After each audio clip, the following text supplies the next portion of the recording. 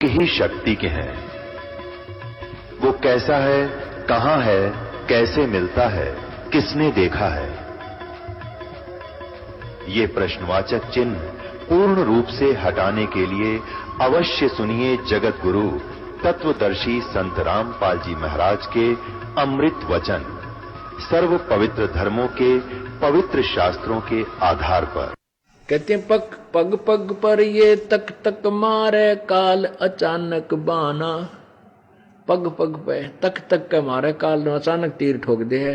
कोई एक्सीडेंट में मृत्यु, कोई हार्ट अटैक से मृत्यु, कोई किते भूकंप आ गया, किते साइक्लोन समुद्री तूफान आ गया, तो ये नौ मस्तारे रखे। लेकिन कबीर परमात्मा की शरण में आए हुए पुण्यात्मा को जो मर्यादा में रहता है उसको काल का कोई अटैक नहीं हो सकता।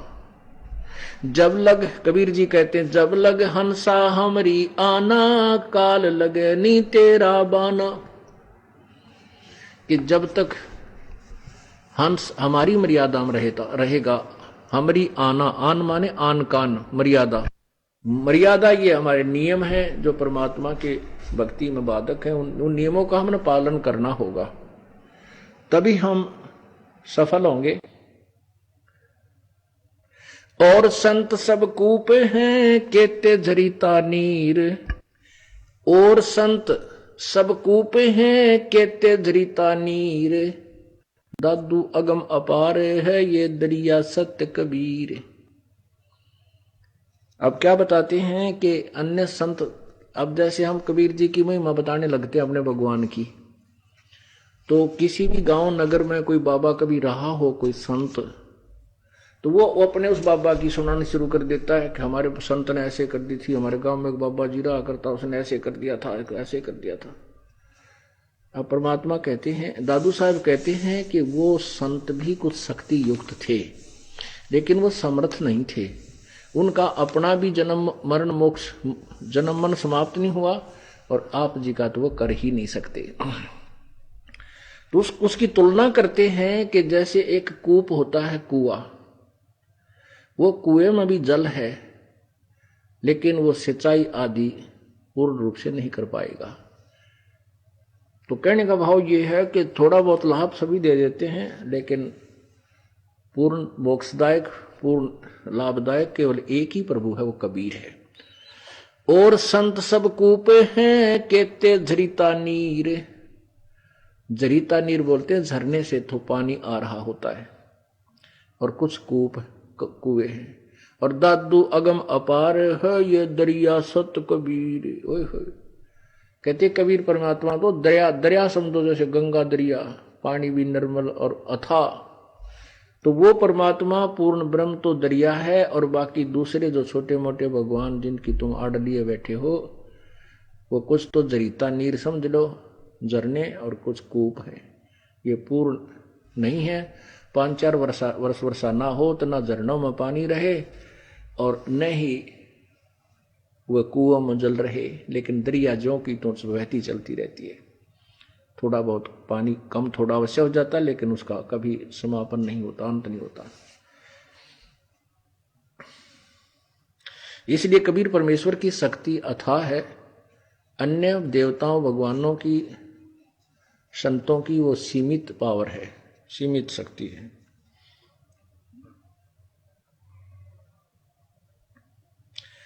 अब ही तेरी सब मिटाइए जन्म मरण की पीरे। श्वास उश्वास सुमर ले दादू नाम कबीर। कि इस जन्म में तेरा जन्म मृत्यु का रोग कट जाएगा, ये दुख मिट जाएगा। जो श्वास उश्वास, जो सुमरण आपको दिया जाएगा संत के द्वारा, वो सांस श्वास उश्वास से सिमरण होता है, उसका तू नाम जप ले, इसी जन्म में तेरा छुटकारा हो जाएगा।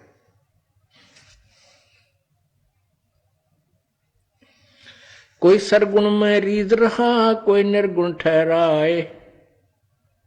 दादू गत कबीर की मोह पे कहीं ना जाए। कि कोई तो सरगुण कहता है, कोई निर्गुण कहता है। ये अभी तक निर्गुण सरगुण की थ्योरी क्या बताते थे ये संत ऋषि महर्षि जो नकली थे?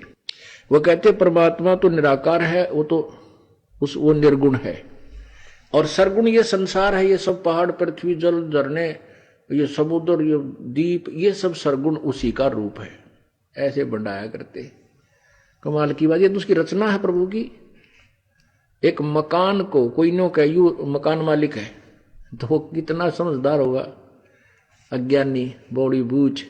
तो ऐसे ही जो सृष्टा को, और उसी कहते हैं सृष्टि ही सृष्टा है, ये उसका रूप है नहीं, ये तो उसकी कंस्ट्रक्शन है, उसके द्वारा मैन्युफैक्चर है, उसके वचन से बनी हुई चीज है, वो भगवान न्यारा है।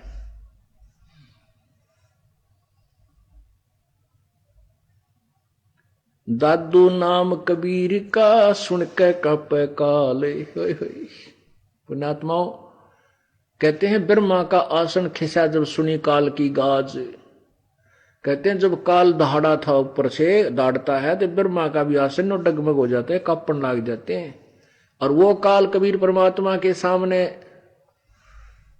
थर थर कांपता है। काल डरे करतार से जय जय जय जगदीश, ये जोरा जोड़ी झाड़ता पगरज डारे शीस।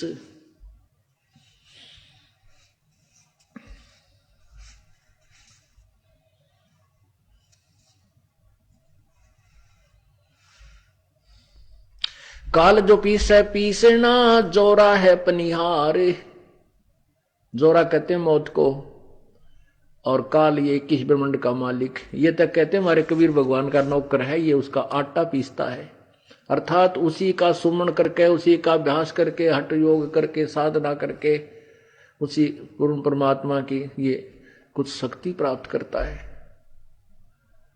काल जो पीसे पीसना ये जोरा है पनिहार, ये दो असल मजदूर हैं मेरे सतगुरु के दरबार। ये गरीबदास जी की वाणी है जो अब आपको सुना रहा हूं। काल जो पीसे पीसना और काल डरे करतार से जय जय जय जगदीश। क्योंकि कबीर साहिब ने गरीबदास जी को अपनी समर्थता ऐसे दिखाई थी, ऐसे दादू जी को दिखाई। तो सभी संतों ने जिन्होंने भगवान को पाया है, जिनसे उनका साक्षात्कार हुआ है, जिन्होंने सतलोक सचखंड को देखा है, उन महापुरुषों की एक जैसी वाणी है, एक जैसे विचार है, एक ही विधि उसके पाने की है। उनमें कौन कौन है? संत गरीबदास जी, संत दादू साहिब जी, संत नानक साहिब जी, संत मलुकदास जी, संत धर्मदास जी, संत गीसा दास जी। इनके बारे में तो दास परिचित है कि इन संतों को परमात्मा कबीर मिले। उन्होंने वही महिमा बताई जो परमात्मा ने स्वयं अपनी आकर के अपनी अमृतवाणी में बताई थी। दादू नाम कबीर का सुन के कापे काले, भरोसे नर चले हो न बाका बाड़े। सच्चे उस पूर्ण मंत्र लेकर के और पूरे विश्वास के साथ रहे, कति घबरावा नहीं। कहते हैं धर्मराय दरबार में दी कबीर तलाक, मेरे भूले चूके हंस को तू पकड़िए मत कजाक। सतगुरु सर ने आके, और धर्मराज डर कैसा, यहाँ के न्यायाधीश का भी भय निकल जाता है। परमेश्वर कबीर जी की शरण में आने के बाद यहाँ के न्यायाधीश का, यानी यहाँ का जो धर्मराज है, उससे भी हमें डर नहीं, क्योंकि उसका और हमारा कोई लेन देन नहीं रहा। कबीर परमात्मा की आत्माओं जो सच्चे नाम से जुड़ करके उससे शरण में आई हैं, उनका अकाउंट ये धर्मराज नहीं करता, उनका लेखा नहीं लेता। ये आने वाले इस 5 दिन के सत्संग में आपको पूरी डिटेल से बताया जाएगा। और जो पुण्यात्मा ये 5 दिन का सत्संग सुन लेगी, चाहे वो पहली बार आई है, चाहे महीना 2-4 महीने उसको नाम दिए होंगे, वो ज्ञान में परिपक्व हो जाएगा, फिर कहीं पर भी उसको संशय नहीं रहेगी।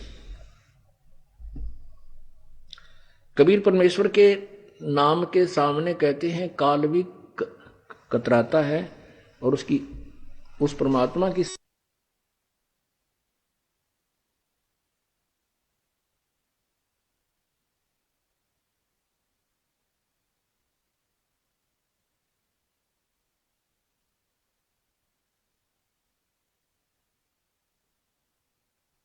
कड़ी जोड़ दी, उसको निज नाम कहते हैं। जिन मोह को निज नाम दिया सोए सतगुरु हमारे, दादू दूसरा कोई नहीं वो कबीर सिरजनहारे। कि जिस परमेश्वर ने मुझे आकर के वास्तविक मंत्र जाप को दिया, वही मेरा सतगुरु है। वही तत्वदर्शी संत है। सतगुरु वही होता है जो सच्चा ज्ञान दे, सच्चा गुरु। और दादू दूसरा कौन है? दादू दूसरा कोई नहीं, ये कबीर सृजनहार, ये कबीर ही सारी सृष्टि का रचनहार कुल मालिक है। अब इस तरह का ज्ञान दादू साहेब ने अपने ग्रंथ में दिया हुआ है। एक समय जब गरीबदास साहेब जी 13 वर्ष के हुए, एक दिन दादू साहेब का अनुयायी एक गोपाल दास नाम के जो संत बने हुए थे, घर त्याग कर 60-65 साल की उम्र का हो गया था वो, और वो प्रचार के लिए चला करता था। एक बैरागी बनकर, सन्यासी बनकर के वो गांव नगरों में घूम करके दादू जी की महिमा से परिचित लोगों को कराता हुआ फिरा करता था। और वो गोपाल दास जो है वो जैसे परंपरागत जाति के हिसाब से वो वैश्य जाति से थे, वैश्य वर्ण से, बनिया के घर का जन्म था, कुछ शिक्षित भी थे। वो छुडानी गांव में आ गए। एक दिन किसी भगत के यहां रुके, अपने सेवक के यहां पर। तो सेवक ने कहा कि महाराज जी, हमारी एक लड़की का लड़का है, उसको एक बाबा जी ने जंतर मंत्र का दूध पिला दिया। वो तो मर गया था, भगवान की कृपा से वो जीवित हो गया, लेकिन वो पागल हो रहा है, पागल हो गया है, उठपटांग भाषा बोल रहा है, हम समझ भी नहीं पाते, पता नहीं सारा दिन ऐसे ऐसे बांटता रहे, अपने आप बोलता रहता है। और सुना है कि संत की विद्या को संत ही कैंसिल कर सकता है, निष्क्रिय कर सकता है, डिलीट कर सकता है। आपकी रजा हो जा तो वो लड़की का लड़का ठीक हो सके, आप कृपा कर दो। तो उस गोपाल दास महात्मा ने कहा कि भाई उसने यहां बुला के ला, फिर उसके माता पिता ने बुला लिए और उनको बुला ला। कोई बात ना रहे, देखते हैं, कोई विधि बतावांगे उनको। तो उस सेवक ने, गांव का ही था, उसने जाकर के गरीबदास जी के नाना जी को बताया कि ऐसे ऐसे एक महात्मा आए हैं और इस लड़की के लड़के को वो स्वस्थ कर देंगे, आप इसको लेकर के वहां चलो। शिवदयाल यानी गरीबदास जी के नाना जी और साथ में 5-7 और कोई बुजुर्ग से व्यक्ति, और साथ में वह गरीबदास जी की माता जी, 1-2 और, तो वहां लेकर के गोपाल दास के पास पहुंच गए। गोपाल दास जी ने कहा, आजा बेटा, बता कौन था वो जो तूने, कौन था वो जिसको, जो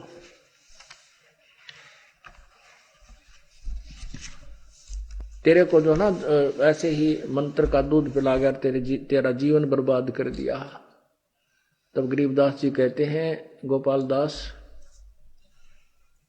वो कौन था बताऊं?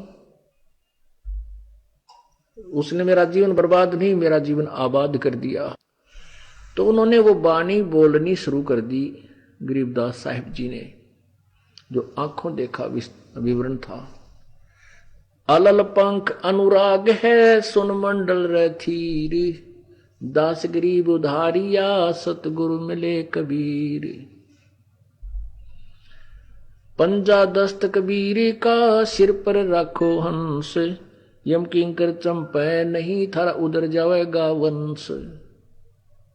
हम सुल्तानी नानक तारे, दादो को उपदेश दिया, जात जुलाहा भेद न पाया, वो काशी माहे कबीर हुआ।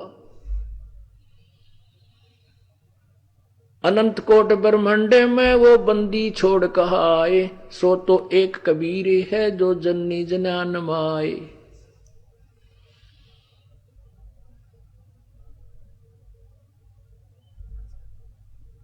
इस तरह की वाणी परमात्मा की महिमा की गरीबदास जी ने प्रवाह के साथ यानी कंटिन्यूस बोलनी शुरू कर दी। काफी देर तक बोलते रहे, बहुत गूढ़ रहस्य वाणी के माध्यम से सुनाए। अब गोपाल दास तो सुन्न हो गया, अरे तेरा बुलाओ यो इसने बावड़ा के, तो वो कहने लगा गांव वालों, यो लड़का बावड़ा को नहीं, तुम बावड़े हो भाई। ये तो ऐसी वाणी बोल रहा है, ऐसे अनुभव बोल रहा है, यदि इस वाणी को सुनकर इस पर अमल किया जाए तो उद्धार हो जा पूरे विश्व का।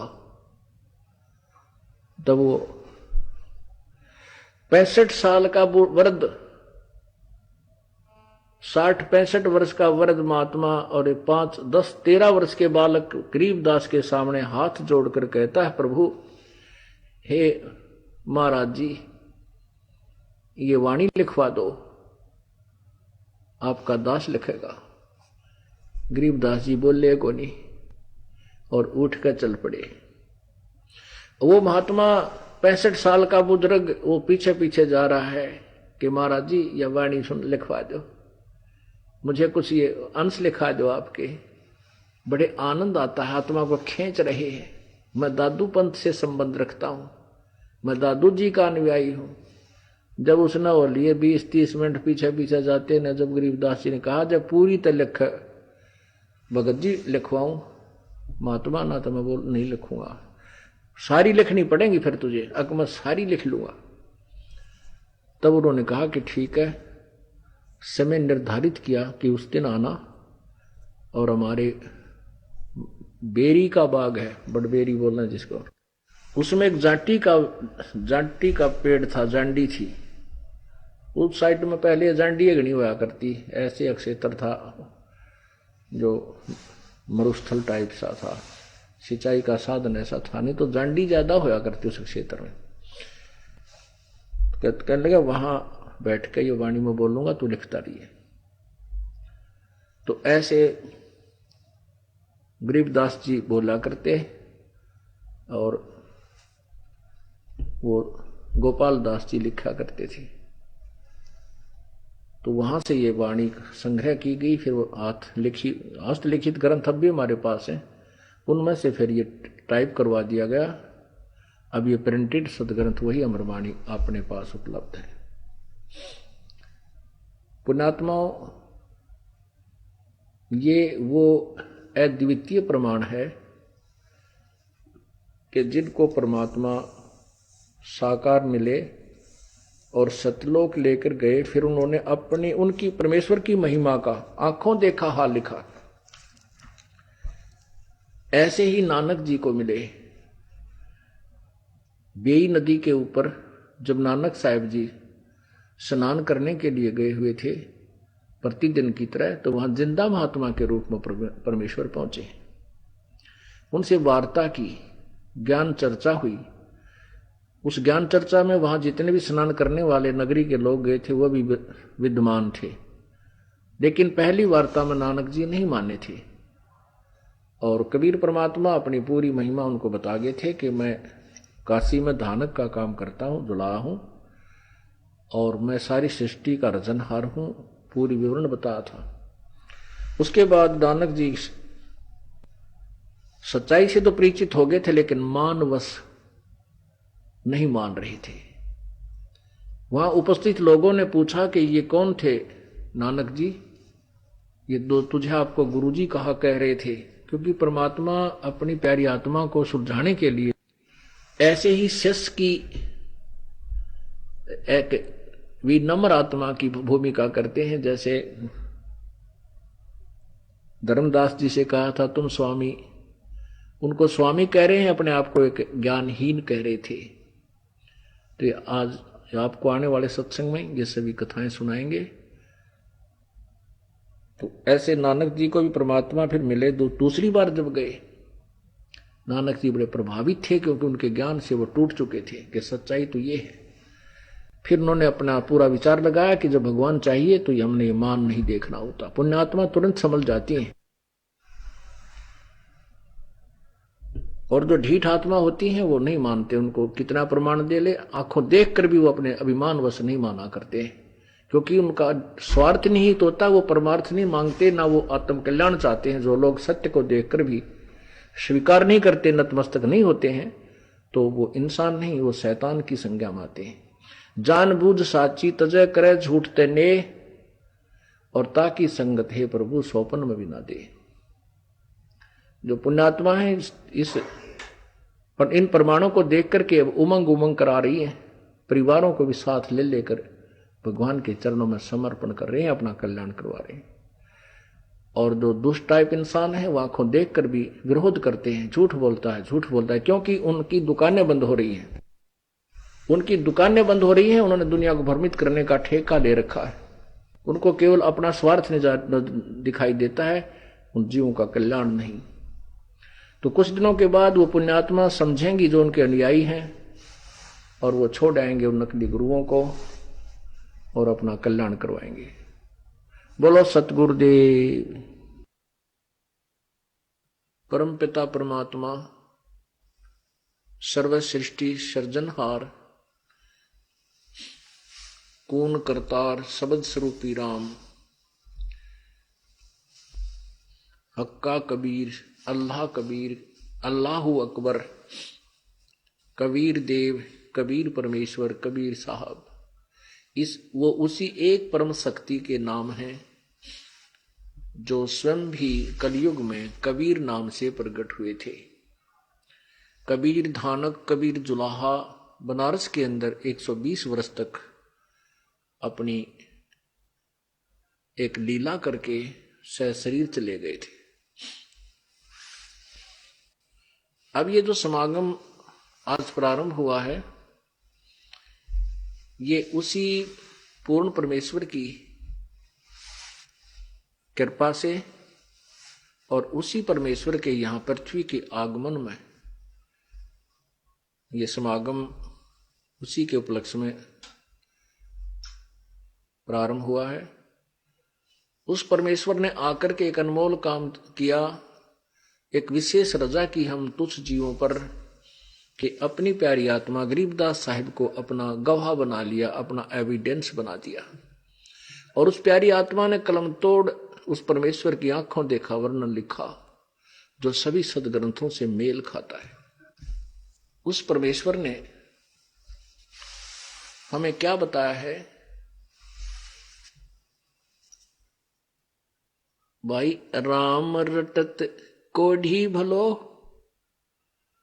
कोढ़ी जिसके सारे शरीर पर कोढ़ लगा हो और उसका शरीर का चाम भी कट कट के गिर रहा हो,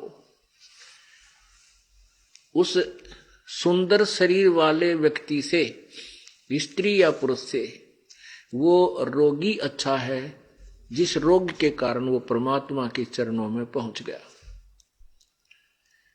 और प्रभु की अनुकंपा होगी, वो स्वस्थ भी हो जाएगा। उसके लिए परमात्मा स्वयं ही कहते हैं, राम नाम रटते रहो जब तक घट में प्राण, कब हो तो दीन दयाल कहे भनक पड़ेगी कान। यदि कोई रोगी है और उस रोग के कारण भी प्रभु की शरण में आ गया और सच्चे नाम का, इस वास्तविक भक्ति का, वास्तविक नाम को की भक्ति कर रहा है, और क्योंकि उसके अंदर दुख बहुत है और दुख पिछले पाप कर्मों से होता है, तो वो रो रो कर याद करेगा प्रभु को, और फिर कभी ना कभी प्रभु ऐसी सुनेगा कि एक पल में उसको चंगा कर देगा, स्वस्थ कर देगा। पुण्यात्माओं, हम परमात्मा की रजा को प्राप्त नहीं कर पाते, उसका मुख्य कारण ये है कि हम ऐसे समाज में रहते हैं जहां हमें भ्रमित करने वाले बिना गिनती के हैं, असंख्य हैं। और हम यहाँ ज्ञान सुनते भी हैं, एक बार तो मन दृढ़ भी हो जाता है, लेकिन यहां से बाहर जाते ही जो भी इंसान हमारे उपदेशी से अतिरिक्त जो भी मिलता है वो भ्रमित करने वाला ही मिलता है। तो वो व्यक्ति विचलित हो जाता है, और विचलित हो जाने से उसका भाव जो प्रभु में है वो कम हो जाता है। फिर भी वो भक्ति कर भी रहा है, आ भी रहा है, जा भी रहा है, इसलिए वो लेट हो रहा है। जो ये दास आपको बताता है, जो मंत्र आपको दिया जाता है, जैसी श्रद्धा और नियमों के अंतर्गत रहकर तो आप साधना करोगे, आपको वो अनहोनी कर देगा परमात्मा, जो सोच भी नहीं सकते। क्यों? प्रभु ऐसे ही काम किया करता है। प्रभु के अंदर ऐसी परम शक्ति है जो अनहोनी करता है। तो यहां ये बताना चाहते हैं कि जैसे कोई रोगी कोढ़ी आ गया और वो भी नाम जप रहा है, तो कहते हैं राम रटत कोढ़ी भला, चू चू पड़े जो चाम, चाहे उस पर मक्खी भी भनक रही है, चाहे कितना भी खराब है लगता है उसकी स्थिति, लेकिन उस सुंदर शरीर वाले से वो असंख्य गुना अच्छा है। क्योंकि जो जिसका पिछले जन्म के शुभ संस्कार हैं, पुण्य कर्म है, सुंदर शरीर मिला, उत्तम कुल मिल गया, अच्छी 2 रोटी की व्यवस्था होगी, लेकिन वो तो अपनी पिछले जन्म की कमाई को व्यर्थ कर रहा है। और वो जो कोढ़ी रोगी है, उसके पिछले जन्म के पाप गणे थे, तो अब वो पिछले पापों को तो काट रहा है, आगे की भक्ति बना रहा है। तो वो एक उससे घना अच्छा रहेगा जो राम नाम नहीं रटता, जो आज सुखी है। तो परमात्मा कहते हैं इसे सुख के माथे सिला पड़ो जो नाम हृदय ते जावे, और बलिहारी उस दुख के जो पल पल नाम रटावे। परमात्मा कहते हैं इसे दुख के पत्थर पड़ो, आग लगो इसे सुख का जो भगवान से दूर कर दे। और हे परमात्मा ऐसा दुख भी दिए रखना जिसे तेरी याद बनी रहे। तो इसलिए परमात्मा उसके लिए कहते हैं जो रोगी है, कोढ़ी है, आबीगा भगवान के चरणों में, कहते हैं राम नाम रटते रहो। जो आपको मंत्र दिया है वो राम नाम है।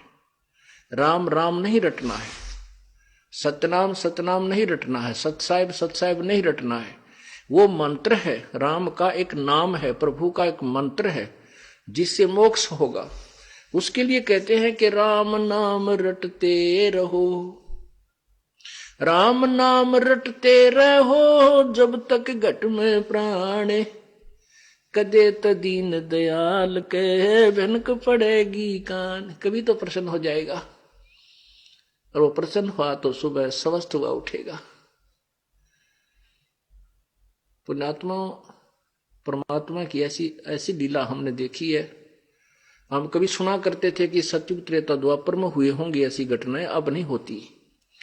क्यों नहीं होती? भगवान वही है, लेकिन हम उससे वो लाभ लेने योग्य नहीं बने। हमारे को वो यथार्थ भक्ति नहीं मिली जिससे परमात्मा का कनेक्शन हो जाए और वो पावर हमारे तक पहुंच जाए। फिर पावर अपना काम अनोखे किया करती है, अद्भुत करती है। तो ऐसे सुख दिए परमात्मा ने हमारे को।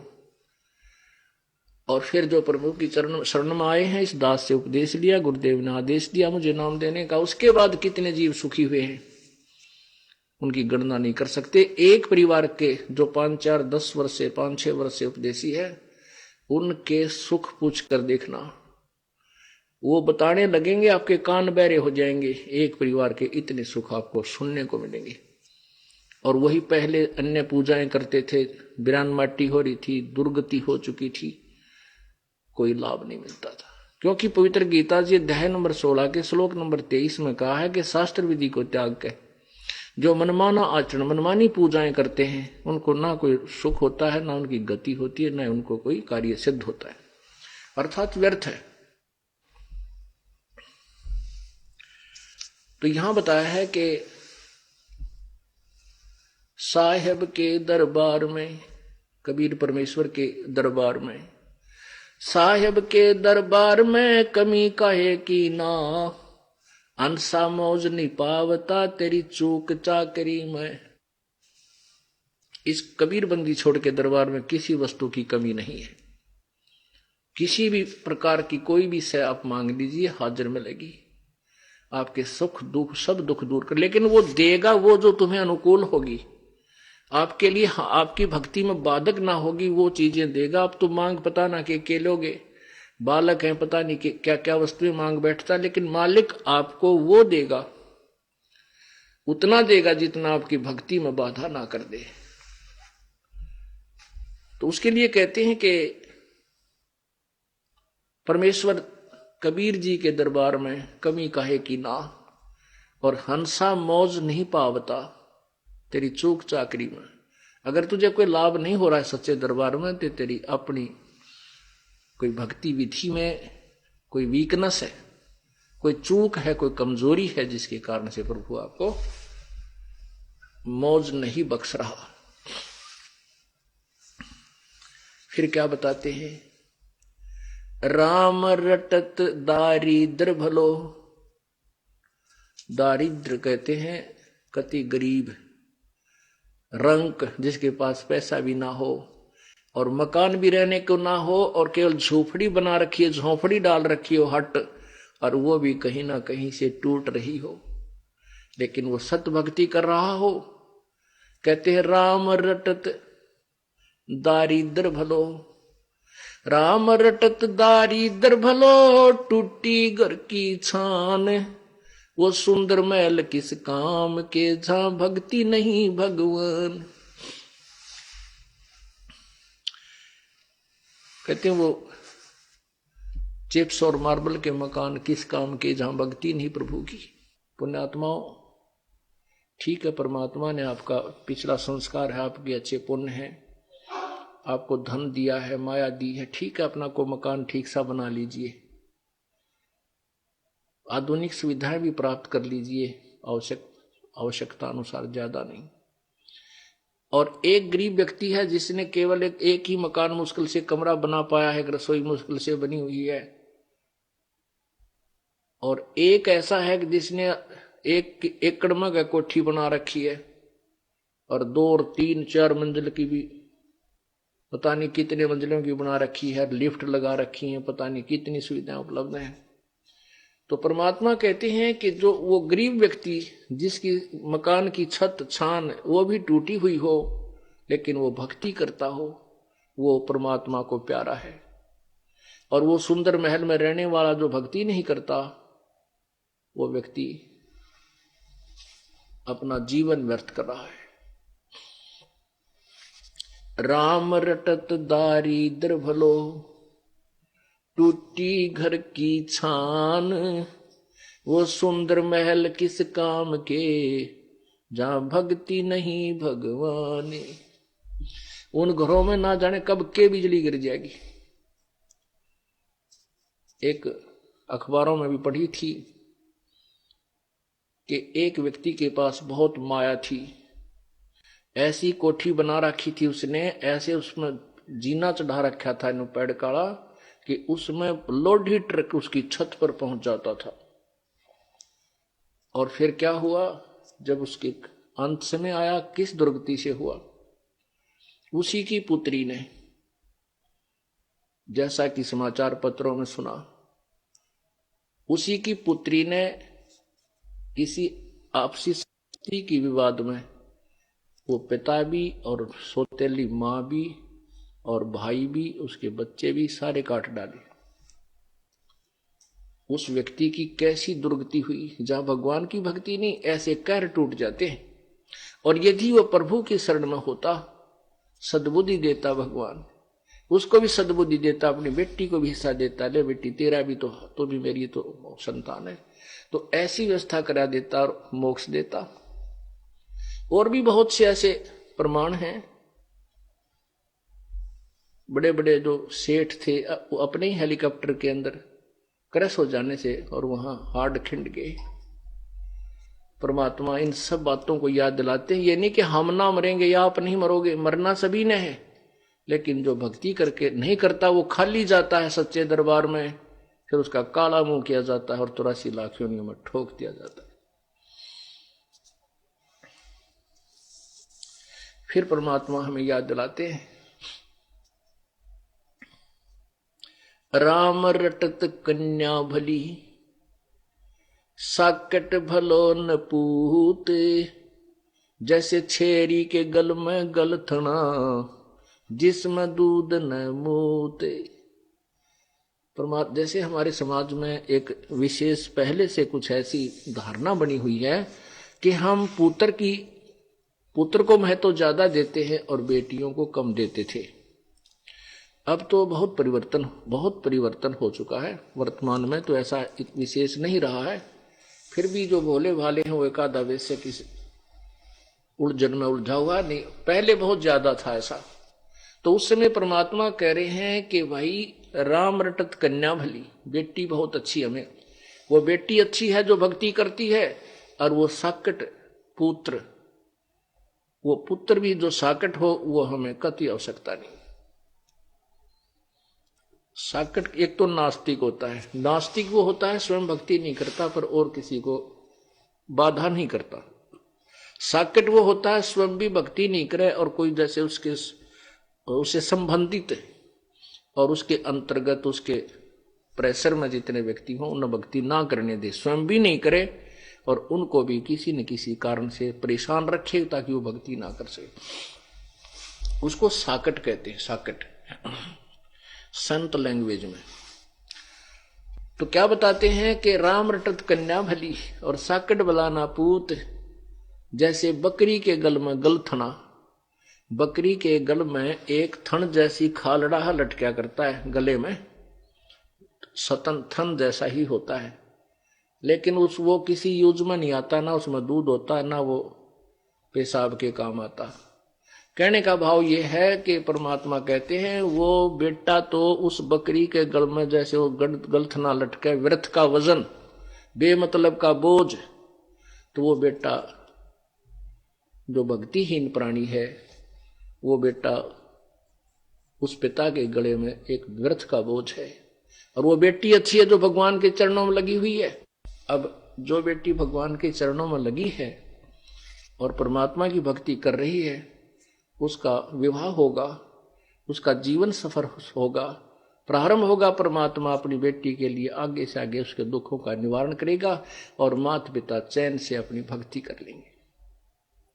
तो कहते हैं वो माता पिता के लिए बोझ नहीं बनेगी वो बेटी जो भक्ति करती है, और जो साकट बेटा भक्ति नहीं करता वो तो एक सिर दर्द है, वो वजन है जैसे बकरी के गल में गलथना जिसमें दूध न मूत, अर्थात यूजलेस।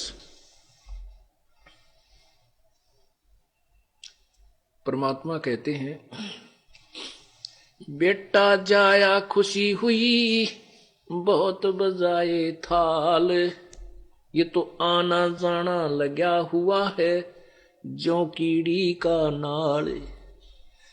अब जैसे राजा लोगों के यहाँ, पैसे वालों के यहाँ पुत्र उत्पन्न होता था तो खुशी मनाते थे बाजे बैंड बजा के, और गरीब व्यक्ति ने पुत्र होने की खुशी मनाने का तरीका ढूंढ रखा कि थाली बजाया करते थे, ये थाल पीटा करते।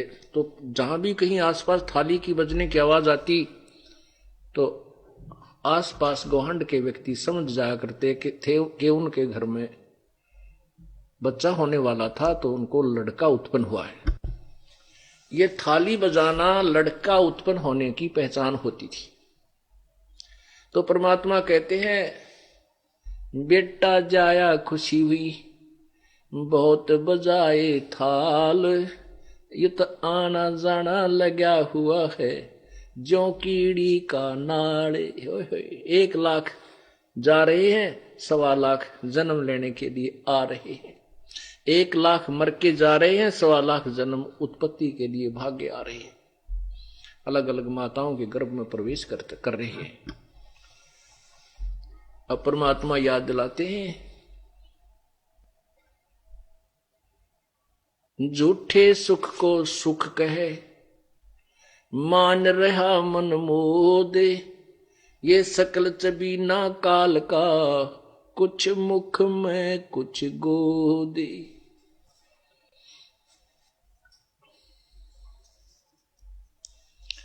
इस झूठे सुख को सुख कहे और ये खुशी मान रहा है ना ये अनजान मन,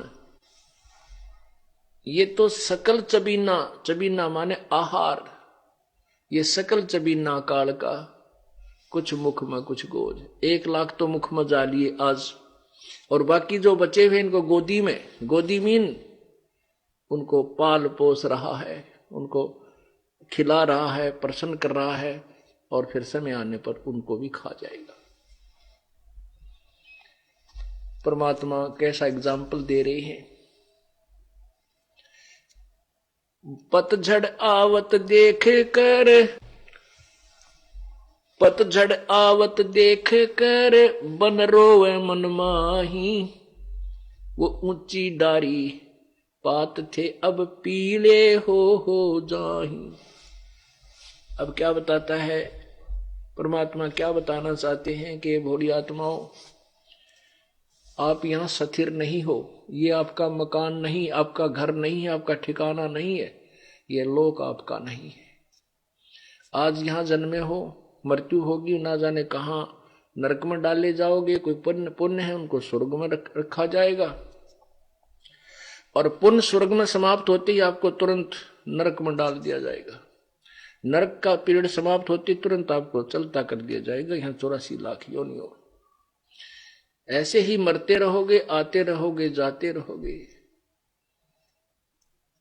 इसलिए बताया है कि जैसे पतझड़ अब आएगी, आ चुकी है।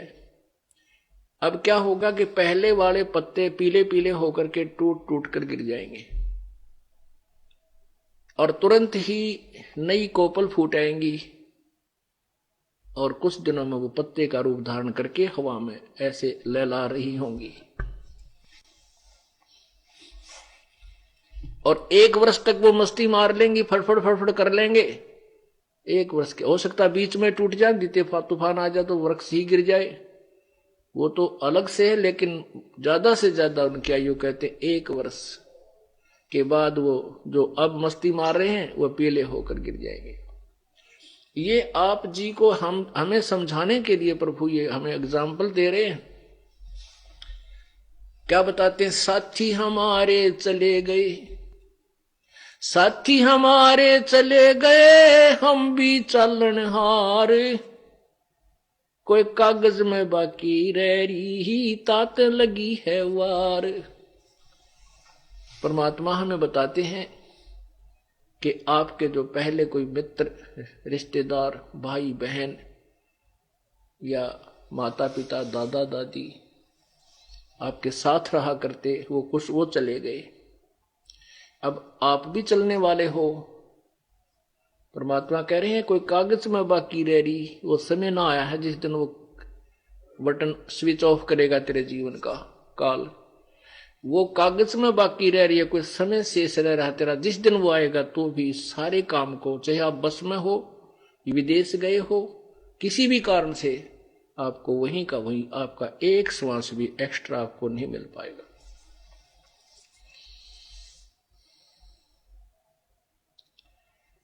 इसलिए प्रभु को मत भूल।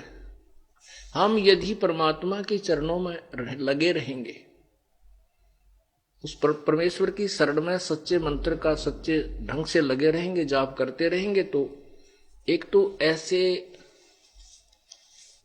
हमारा परमात्मा हमारे जीवन में वृद्धि करेगा, और ऐसी बेमौत नहीं मरेंगे हमारे भक्त, परमात्मा के जो सच्चे भक्त होते हैं। लेकिन जो भक्ति नहीं करते उनके लिए ये शिक्षा उपदेश परमात्मा बता रहे हैं।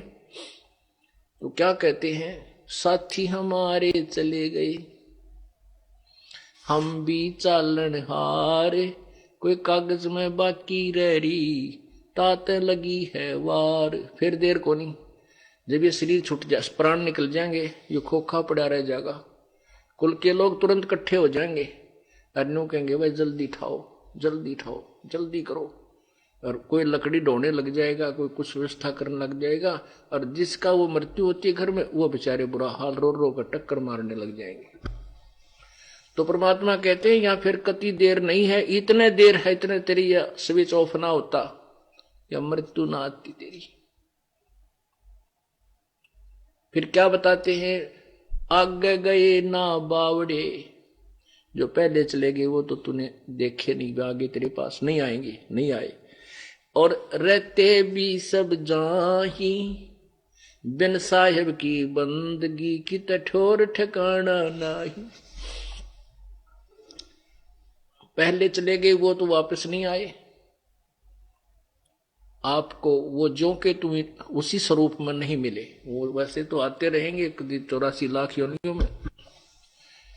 पहले गए ना बावड़े, रहते भी सब जाही, बिन साहेब की बंदगी की ठोर ठिकाना नहीं। कबीर परमेश्वर की भक्ति बिना जीव की कहीं भी ठिकाना नहीं है। अब यहां मनुष्य जीवन में चाहे राजा बना है, मृत्यु जिस दिन समय आएगा वो राजा जो का तो हार्ट अटैक से या किसी अन्य कारणों से तुरंत मृत्यु को प्राप्त हो जाएगा। उसके बाद फिर नरक जाएगा या स्वर्ग जाएगा, जैसे उसके पुण्य होंगे तो वहां स्वर्ग गया, स्वर्ग में समय पूरा होती, ऐसे ही चला चली कर देंगे। चलो फिर नरक में फिर 84 लाख यूनियम, कुत्ते की जुन्नी पाई, कुत्ता मृत्यु हो गया, फिर गधे की पाई, गधे में मृत्यु हुआ, आगे फिर और अन्य प्राणियों में। कहती हैं किते ठिकाना कौन। आज कोठी बनाई है एक व्यक्ति, एक शहर में बहुत बड़ी कोठी बनाई उसने मेन रोड के ऊपर, और उसमें एक मार्केट टाइप बिल्डिंग बनाई जिसमें सैकड़ों दुकान बनाई, और बना रहा था वो सैकड़ों दुकान, और उसका उद्देश्य था कि ये कम से कम भी 2-4 लाख रुपए डेली का मुझे लाभ देगी, इतना पैसा मेरे जो है ना कमाऊंगा। वो क्या कर रहा था कि आधी बिल्डिंग बन चुकी थी, आधी शेष थी, वहां मजदूर जो काम करते थे उनको पैसे दे करके वहीं पटड़ा गाल कर स्नान करने लग गया। गर्मियों के दिन थे, स्नान करके अपना जो है ना तैमंद धोती बांधी थी, और बांधते ही हार्ट अटैक हो गया, वहीं का लुट गया। वो मजदूर वहीं पर अपने कुछ नोट नाट गिनती कर रहे थे, वहीं बैठे थे, कुछ चले गए थे। 1 सेकंड में मृत्यु होगी और वो उसकी पलान नो की नो रहेगी। तो परमात्मा हमें याद दिलाते हैं,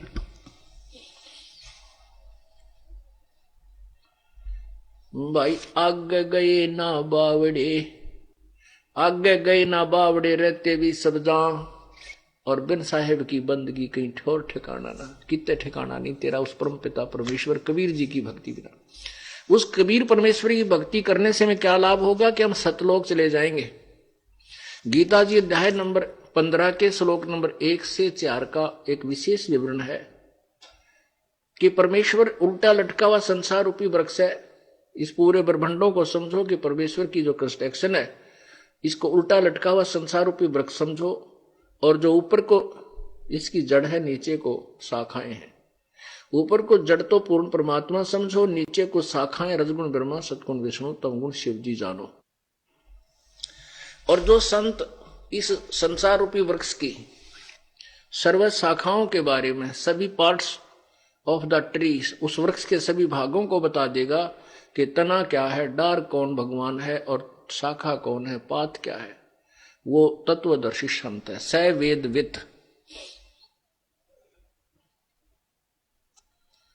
तो फिर कहा, जैसे गीता जी अध्याय नंबर 4 के श्लोक 34 में कहा है कि उस तत्व ज्ञान को जो पूर्ण परमात्मा ने स्वयं आकर वर्णन किया है। गीता जी अध्याय नंबर 4 के श्लोक नंबर 32 में कहा है कि जैसा कि मैंने तुझे बताया है अर्जुन, अध्याय नंबर 4 के 25 से लेकर और 31 तक, कि कोई तो भगवान की ऐसी साधना करता है, कोई देवताओं की, अन्य देवताओं को पूजता है, कोई पितरों को पूजता है, कोई हठ योग करता है, कोई खड़ा होकर, कोई केवल प्राण अपान की वायु का अभ्यास करके, कोई अपनी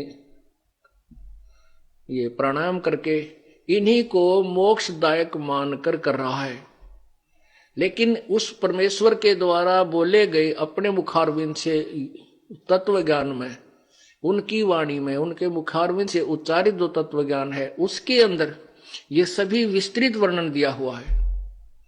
और गीता जी अध्याय नंबर 4 के 34 में कहा कि उस तत्व ज्ञान को जो परमात्मा ने स्वयं अपने मुख से बोला है, उस वाणी को तू तत्वदर्शी संतों से के पास जाकर समझ, उनको दंडवत प्रणाम कर।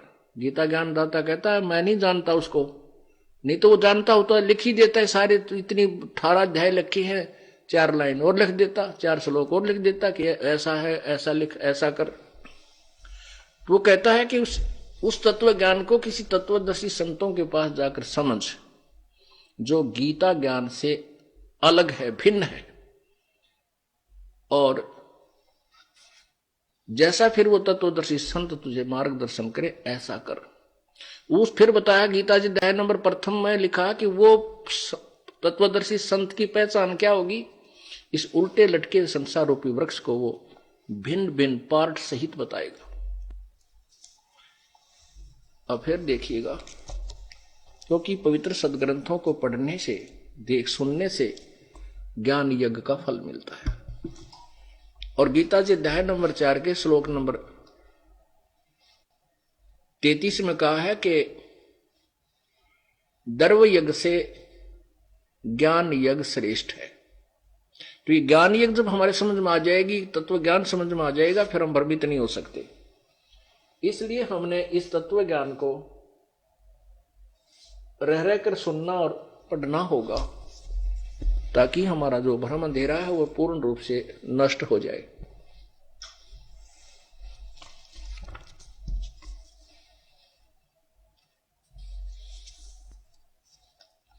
ये देखिएगा पवित्र गीता जी।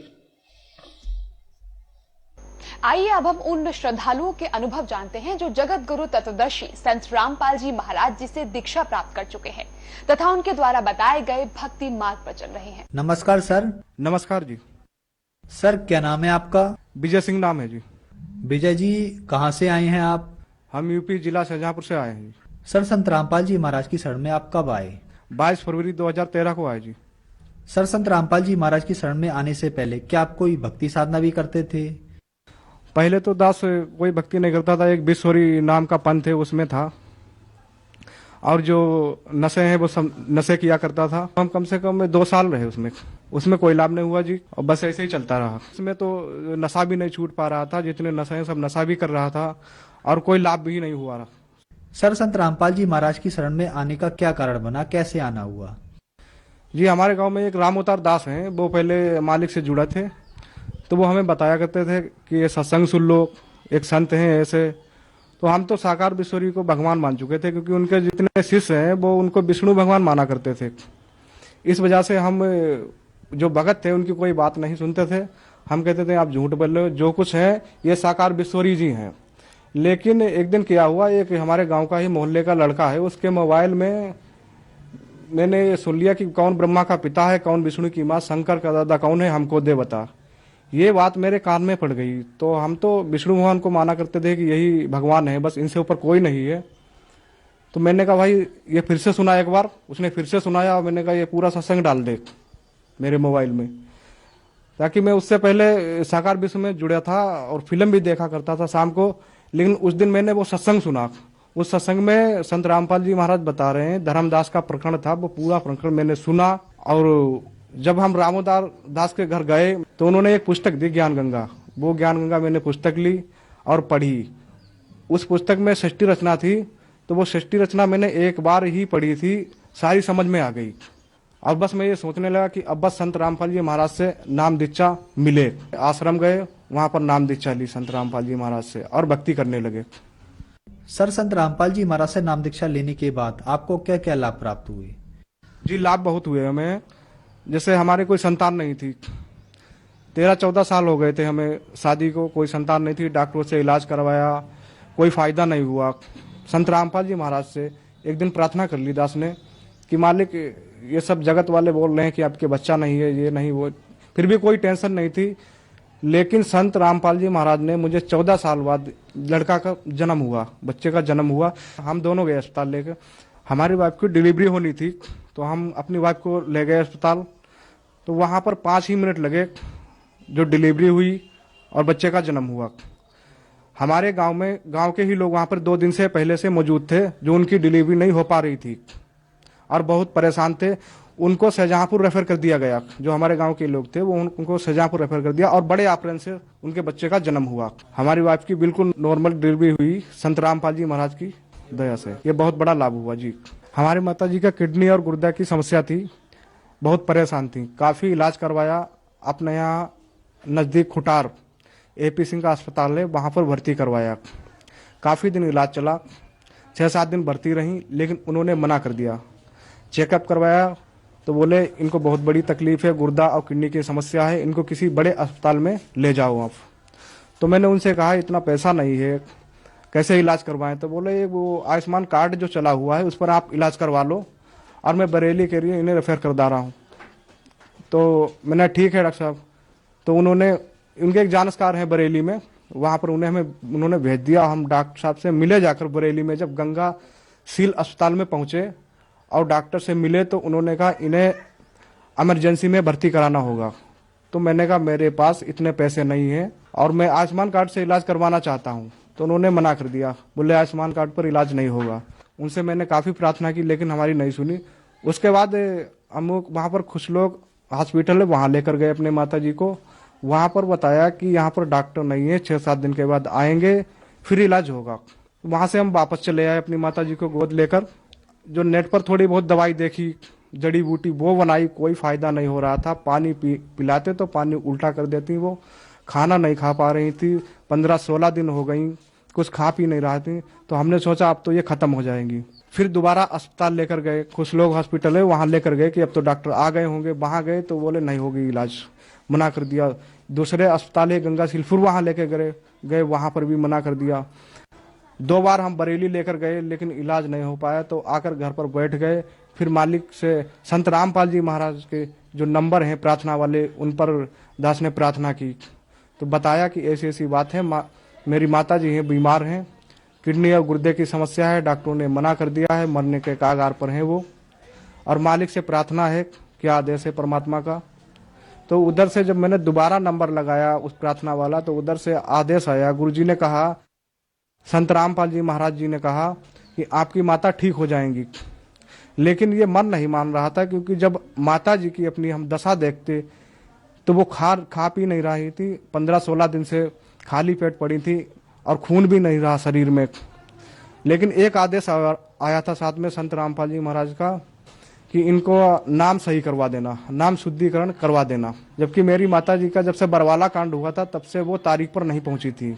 जैसे ही संत रामपाल जी महाराज के नाम सेंटर पर गए बरेली और अपनी माता जी का नाम सही करवाया, वैसे ही तुरंत माता जी को लाभ होना शुरू हो गया और सारी बीमारी भाग गई। आज कोई टेबलेट नहीं लेती हैं। संत रामपाल जी महाराज की दया से आज बिल्कुल स्वस्थ हैं और आराम से भक्ति कर रही हैं। दास के लीवर की बीमारी थी, काफ़ी परेशान था, कई डॉक्टरों को दिखाया, कम से कम 6-7 साल में इलाज करवाता रहा, बहुत पैसा लगा दिया, कोई फ़ायदा नहीं हुआ। लेकिन संत रामपाल जी महाराज से प्रार्थना की दास ने, तो संत रामपाल जी महाराज ने कहा ठीक हो जाओगे बेटा, और मैं ठीक हो गया। अब कोई दवाई नहीं खाता हूँ, बिल्कुल स्वस्थ हूँ और ठीक हूँ, आराम से मालिक की भक्ति कर रहा हूँ, कोई परेशानी नहीं है अब। और लाभ तो बहुत होते रहते हैं, हुए भी कुछ इतने लाभ हुए कि भूल भी गए हम। सर, जो दर्शक आज आपको टीवी पर देख रहे हैं उनको आप क्या संदेश देना चाहेंगे? सर, दास की तो यही प्रार्थना है सब लोगों के कि जो भी कष्ट हैं आपके, जो समस्या है, संत रामपाल जी महाराज की शरण में आओ और नाम दीक्षा लो, अपना कल्याण करवाओ और यहाँ की जो समस्या है वो भी सोल्व होंगी। यही दास की प्रार्थना है। सर, संत रामपाल जी महाराज से नाम दीक्षा कैसे ले सकते हैं? सर, संत रामपाल जी महाराज के जो सत्संग आते हैं चैनल पर आते हैं, जैसे साधना चैनल है, उन पर एक नीचे पट्टी चलती है, वो नंबर है, उस नंबर पर आप संपर्क करें। और अब तो हर जगह सेंटर खुल गए हैं, पूरे भारत में सेंटर खुल गए हैं। अपने नज़दीकी सेंटर पर जाके संत रामपाल जी महाराज से नाम दीक्षा लो। धन्यवाद सर। धन्यवाद।